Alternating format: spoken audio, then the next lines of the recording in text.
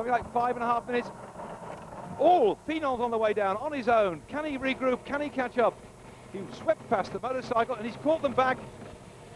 Looks like Fignon's got back with Le Monde and back with Delgado, back with Motte. Welcome back to Eurosport's coverage of the best of the action from the Tour de France. Today's stage 18 covers 91.5 kilometres from Bourg-Boisans to Villard-de-Lans. Mountain-top finishes at ski resorts provide ideal facilities for the Tour de France. They have also over the years seen riders' hopes dashed by the severity of the climbs to the top. The stage today starts down the bottom of the mountain at Bourg-Boisans. The riders then head towards Grenoble before turning south to the ski resort of Villard-de-Lans. Here is Luis Herrera, our leader on the climb, something like about 6 kilometres to go to the top of this mountain. There's a drop the other side before they start the final 3.5 kilometres. Herrera still dancing out the saddle. And these are the riders trying to catch him. Greg LeMond just there in that light green jersey. And still the PDM riders driving at the front. Gert-Jan Tunis. There is Fignon in the yellow jersey. Behind him on the other side, that's the multicoloured jersey of Stephen Rooks. There is Greg LeMond in the lime green and blue. Moving through alongside them, 194 hanging on in, doing quite a good ride. That's Bert Brew, the winner of the Tour Sprint. There's Charlie Motte, and the green jersey, the other side of Charlie Motte, is Sean Kelly. Here's Lejarreta of the Patanina squad. There is Raul Alcala and Pedro Delgado. Herrera dancing his way up the hill, probably is not aware of what's happening behind him. He's just concentrating on getting to the top of this climb and collecting some more points in the King of the Mountains competition.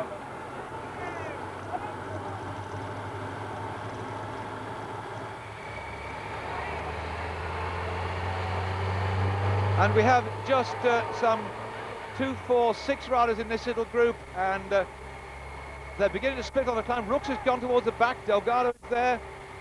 Fignon has moved forward. It's Fignon that's eased himself forward, and Delgado has to respond, so does Le Monde. Fignon has eased a little bit off the front. There is Fignon, he's caught Herrera. This is a magnificent attack by Fignon. He has caught Herrera. Absolutely outstanding to think that to have a go at this point of the race, when over the top, they've still got some 20 kilometres to go to the finish. Fignon has left the rest of the field behind him, and there he is. And they're beginning to struggle on this climb. Herrera out at the saddle. Really, these riders today know that they've got a fantastic chase on their hands, and this is the rider they're after. Laurent Fignon still on his way to the finish. It's this sort of climb all the way up. Laurent Fignon concentrating. That was a superb move that he did to go away on that 13-kilometre climb near the top. Went down the other side. And there he is, victory almost in sight. Winner of this race in 83 and 84.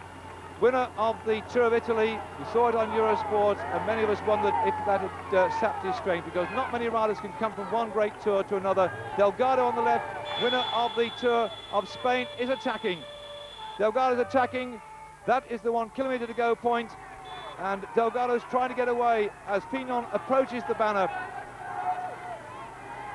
It's Delgado that's attacking, and he's not broken the string so far. Rooks has gone across to him. He's looking over his shoulder.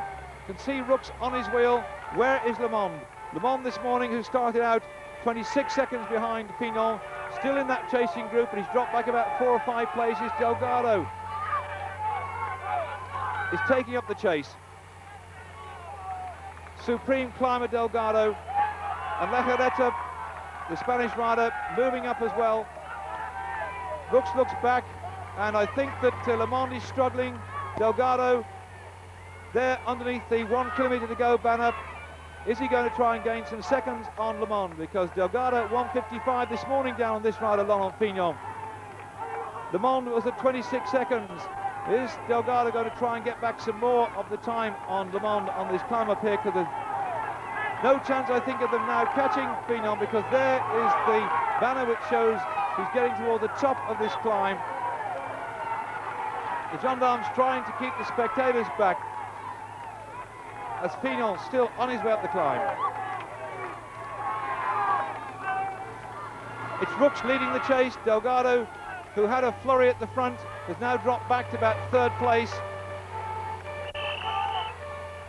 There are points at the top for the King of the Mountains, as it's a third category climb, just a long gradual climb, not very many as far as Tunis is concerned, but of course it will be the finish line of the race today, from Bourg-d'Oisans to Villard-de-Lans.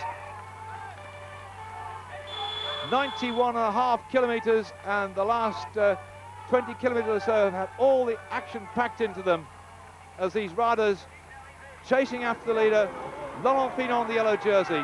He's not won a stage yet in the Tour de France this year. It looks like he's going to get this one, and that's a confident way of him defending his yellow jersey to get a stage victory as well to go with it. Everybody's ambition is to win a stage victory, and there's been times when the yellow jersey has not won a stage in the Tour de France, but Fignon this time is going to get a stage victory and to carry that yellow jersey over the finishing line in fine style. What a tremendous bit of courage on Fignon's part as he goes across the line. He's so excited with that one. Well, oh my goodness, 2 hours 31 minutes and 28 seconds. Fignon is absolutely over the moon about that, and let's see what the gap is behind him and the chasers. Here they come, Rooks, and there's Le Monde, who seems to have drifted off a bit. Rooks, and where is Delgado? Looking back to see where Delgado's got to, that is 23 seconds the gap, and I can't see Delgado in that little group at all. He attacked off the front, and that looks like Delgado over the line now at 32 seconds. Laurent Fignon in the lead, 80 hours, 26 minutes and 39 seconds. Greg LeMond in second place at 50 seconds. Pedro Delgado in third, 2 minutes and 28 seconds behind. Gert-Jan Tunis is fourth, 5 minutes 36 seconds. And back down in fifth place is Charlie Motte at 7:29. There's still less than 1 minute separating the two leaders, and this man, Laurent Fignon, knows that he's got to watch the rest of the field very closely indeed as they go in towards Paris to finish on Sunday with that time trial. Today's stage 19 from Villard-de-Lans to Aix-les-Bains runs along a lower ridge of the Alps. For the mountain climbers, this will be their last possible day of glory. For those who struggle through the Alps, relief lies just this one day away. We're near the top of the Col de Granier, and with the crowd urging them on up this climb, this enormous wall of sound, the riders just pushing their way through. On the front is Le Monde, then Fignon, Delgado moving up, he's still back in fourth place.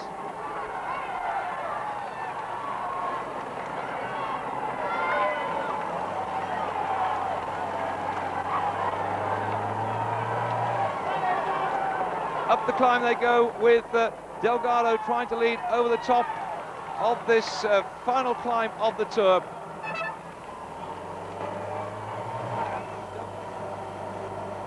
That's Miller in the blue. Just behind him is Pinot from the B8 squad. But these five riders have their own differences to sort out on the run in toward the finish. Lehereta putting quite a turn of speed on the front, and just see there how Fignon was adjusting the fastenings on his shoes. And still the chasing group must be cutting down. I think at one time it was close on 3 minutes, and are they going to get closer and closer to the leading five? And you can see how the motorcycle now going round that bend has lost the group. These are the five in front, and they've gone into the crowd. There's been a crash. They've gone straight in front of the cafe. They took the wrong line, and that means that there's trouble for Lehereta. Went straight in to the cafe, but at the back the main contenders are not concerned about that. There goes Fignon, there goes Le Monde. It was not Lehereta that crashed. In fact, I can see him back on his bike. There he is now. That's broken the rhythm up totally. That sharp left-hander round that island, completely through them. This is the chasing group at 3 minutes. In there, number 7, Palacio. This is Pascal Richard. There is Pinot, and going right up to the front, and it's Charlie Motte. And along the route, everybody will know who's in that five-man group, and they'll be pointing at that yellow jersey of Laurent Fignon.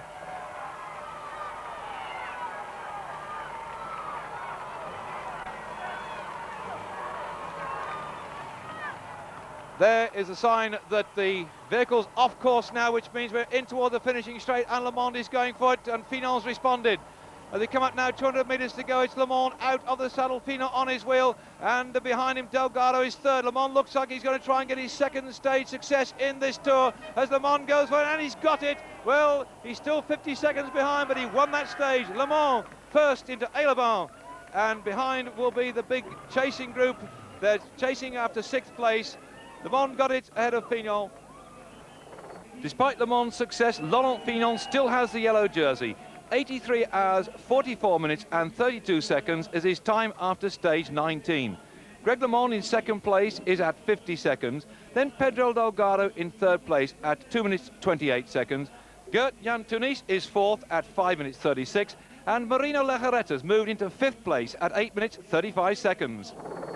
There are no mountains today for what is going to be a fairly flat stage of 127 kilometres from the spa town of Aix-les-Bains to the new industrial town of L'Île-d'Abo.